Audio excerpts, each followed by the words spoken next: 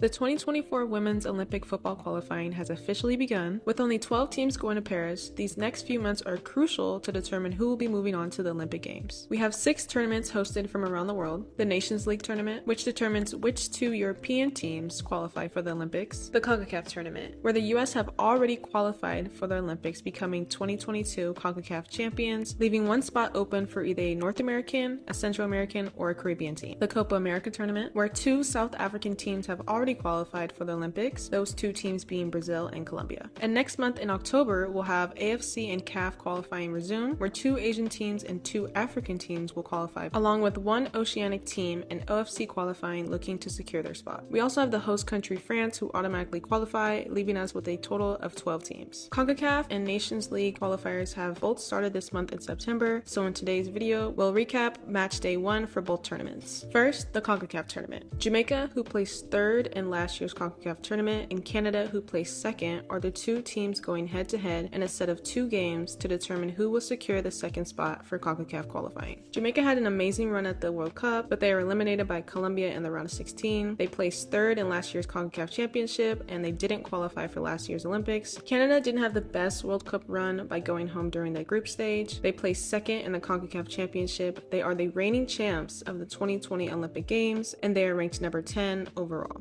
First goal, Canada looked way better than their World Cup performance. They dominated the game, leading in aggregate goals for the Olympic qualifying, and a game ending 2-0, Canada beats Jamaica.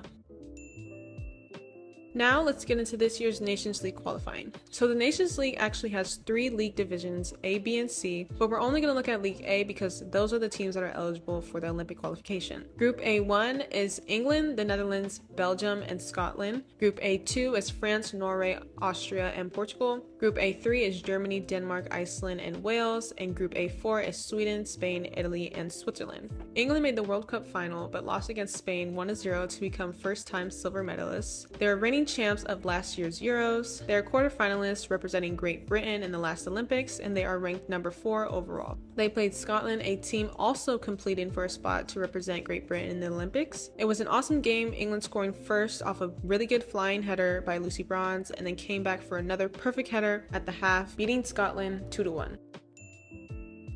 Next, we have the Netherlands. They are the quarterfinalists of all quarterfinalists. They reached the quarterfinals of the World Cup, the Euros, and last year's Olympics. They're ranked number 7 in the world. It was a very interesting game. The Netherlands scored first, but Belgium, to a big surprise to me, scored 2 goals off set pieces to win the game.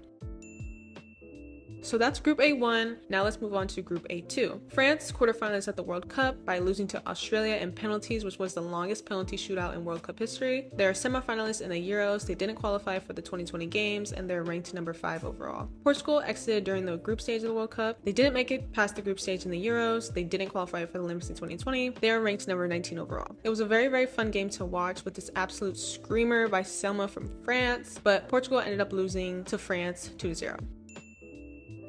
Next, in Group A2, we have Norway. They were eliminated by Japan in the round of 16, eliminated in the group stage of the Euros, and didn't qualify for the 2020 Olympics. FIFA ranked number 13 overall. There was a great second ball by Norway in the 26th minute, but Austria came back with a top bin goal to tie the game 1-1. Now, onto Group A3. Germany had a disappointing performance in the World Cup, not making it past the group stage. They got 2nd place in last year's Euros and didn't qualify for the last Olympics, coming in ranked number 16. Denmark exited in the round of 16 of the World Cup, the group stage of the Euros, and didn't qualify for the last Olympic Games, being ranked number 12 overall. Denmark scored 2 goals against Germany, another shocking result for the Germans, but Denmark definitely took advantage of the inconsistencies in Germany's back line for a win 2-0. Iceland and Wales also played in this group, Iceland beating Wales 1-0. Now we have our last group, our most challenging group in my opinion, Group A4. Spain are 2023 World Cup champions, quarterfinalists of the Euros, but didn't qualify for the last Olympics, being ranked number 2 in the world. Sweden got a bronze medal in the World Cup, were semifinalists in the Euros, and are silver medalists in the last Olympics. They are our number 1 team ranked in the world. A very, very competitive game against the number 1 and number 2 team. Sweden scored first with the header, then Spain with the driven ball, and in extra time, Sweden make a big mistake committing a foul in the box, resulting in a penalty and a red card, securing the win for Spain. Next, we have Italy, who exited in the group stage of the World Cup and the Euros and didn't qualify for the 2020 Olympic Games, being ranked number 17. Switzerland eliminated in the round of 16 of the World Cup, the group stage of the Euros, and didn't qualify for the Olympics. This game had a 1-goal margin, with Italy scoring a perfectly placed ball in the upper left 90, resulting in them beating Switzerland 1-0. So here are all our match day 1 results. I'd say the most interesting games were Belgium versus the Netherlands, Denmark versus Germany, and Spain versus Sweden. Here are the group standings after match day 1. England, France, Denmark, and Spain all leading their respective groups. So with match day 1 over and match day 2 coming up for both the Nations League and Concacaf qualifying, I'll be back with another video of match day 2 recap, and I'll see you guys soon.